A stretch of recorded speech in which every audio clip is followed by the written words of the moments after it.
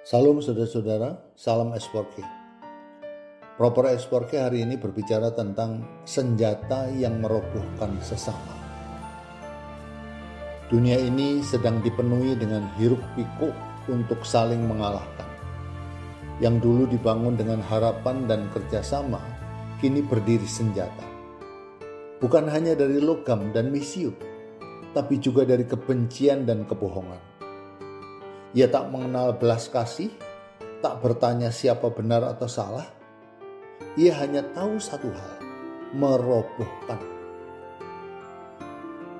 Senjata itu bukan hanya senapan yang meletus di medan perang.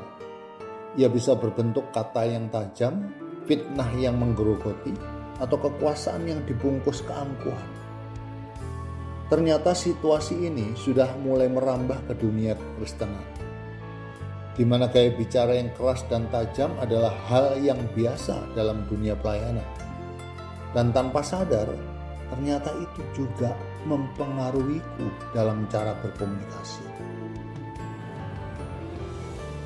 Sebagai pimpinan, ada kalanya aku harus menyampaikan koreksi atau teguran kepada rekan kerja. Entah bagaimana ceritanya, ternyata ada rekan kerjaku yang sakit hati dengan teguranku. Persoalannya bukan di teguranku katanya. Cara menyampaikannya itu yang membuat dia sakit hati. Beberapa lama setelah kejadian itu, baru aku tahu ada rekan kerja yang lain memberitahu kepadaku, kalau bisa saat mengoreksi kinerja rekan kerja, usahakan untuk tidak menggunakan kata-kata yang tajam dan terkesan memojokkan. Itu membuat dia sakit hati dan merasa tidak dihargai. Jujur, aku membela diri dengan mengatakan, bagian yang mana aku menyampaikan kata-kata yang tajam? Mereka aja yang baperan. Aku menyampaikan berdasarkan fakta, dan mereka harus mendengar dan mengakui kalau itu kesalahan mereka. Dan mereka harus bertanggung jawab untuk memperbaiki kinerjanya. Sampai pada akhirnya aku menyadari, dengan kekuatan Tuhan aku dikoreksi lewat firman-Nya yang terdapat dalam Efesus 4 ayat 29. Begini bunyi firman-Nya.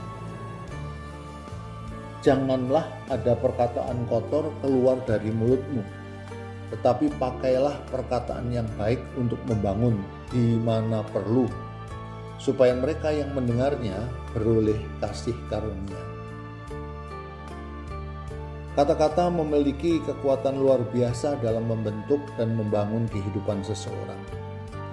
Ayat ini mengingatkan kita akan tanggung jawab dalam menggunakan kata-kata yang membangun, bukan menghancurkan.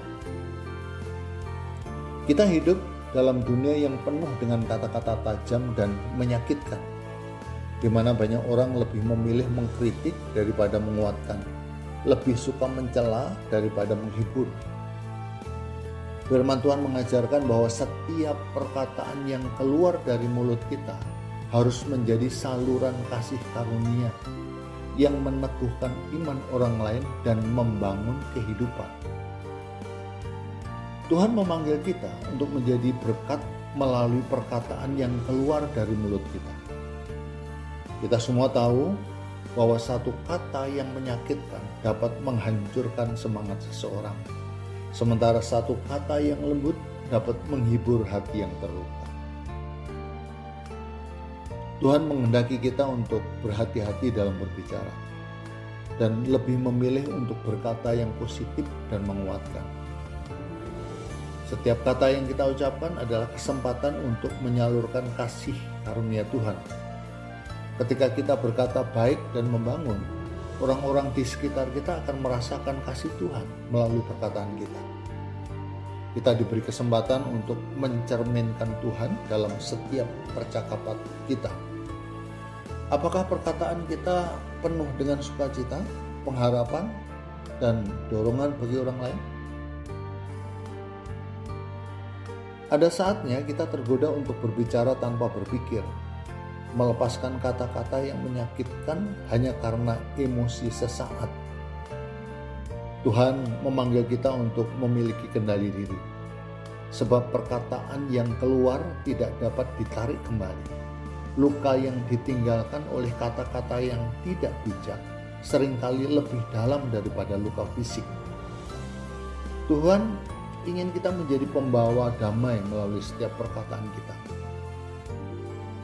Dalam dunia yang gelap dan penuh kebingungan, kita bisa menjadi terang hanya dengan menyampaikan kata-kata yang penuh hikmat dan pengharapan. Kata-kata yang berasal dari hati yang melekat pada Tuhan akan menjadi berkat bagi banyak orang, membangkitkan iman yang mulai pudar dan menghidupkan kembali semangat yang telah layu. Menggunakan perkataan yang membangun adalah bagian dari buah Roh Kudus dalam diri kita. Kita diajak untuk memohon kekuatan dan hikmat Tuhan dalam setiap perkataan yang kita ucapkan, karena lidah kita mudah terjebak dalam kesalahan. Sebab orang percaya, lidah kita harus dikuasai oleh Roh Kudus, sehingga setiap perkataan yang keluar tidak sia-sia atau merusak, tetapi penuh berkat. Firman ini menyatakan bahwa Tuhan sedang menaruh keinginannya agar aku bisa menjadi alat Tuhan untuk membangun, menguatkan, dan menghibur orang-orang di sekitar. Ketika aku menggunakan perkataan untuk mendorong, menghibur, dan meneguhkan orang lain, aku telah menabur benih kasih Tuhan dalam hidup mereka. Tuhan memanggilku untuk memperkatakan teguran dengan kasih, agar mereka yang saya tegur juga dapat bertumbuh. Puji Tuhan, haleluya.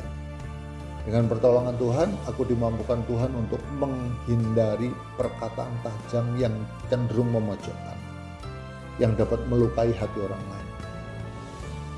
Tuhan telah menolongku untuk berhati-hati dalam bicara dan lebih memilih untuk berkata yang positif dan menguatkan. Perkataan adalah cerminan hati. Jika hati dipenuhi kasih, maka perkataan yang keluar akan membawa terang bagi sesama. Menyadari bahwa kata-kata memiliki kuasa, entah itu menyembuhkan atau melukai, membangkitkan semangat atau meruntuhkan harapan. Aku memohon kepada Tuhan agar setiap kata yang kuucapkan keluar seperti air yang menyegarkan jiwa yang dahaga, bukan racun yang merusak hati orang lain. So, sekarang ingat ya, firman Tuhan dibentangkan untuk diakui agar kebangunan rohani terjadi setiap hari. Tuhan Yesus memberkati kita semua. SWK, yes.